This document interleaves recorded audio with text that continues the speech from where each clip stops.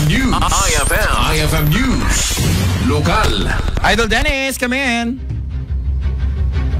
Saksakan ti grupo dagiti persons with disability iti sure tilawag kaputan ni kandamanan itinayong nga adal babayan iti teknolohiya.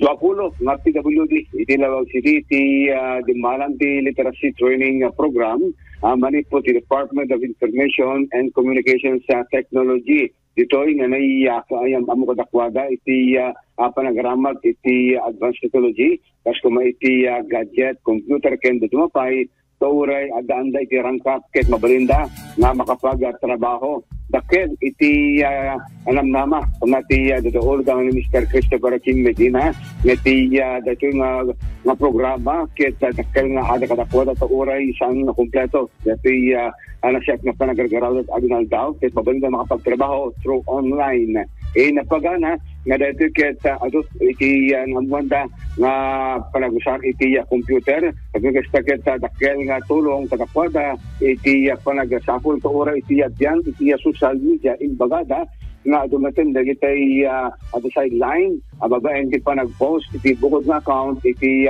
Facebook mangnamnama ti grupo dagiti PWD sa ababaen ti kasang programa ti gobyerno nasyonal ado pa iti matulungan na palda nga daan ti rangkap iti pagi sana all ag-pay outen iti social media.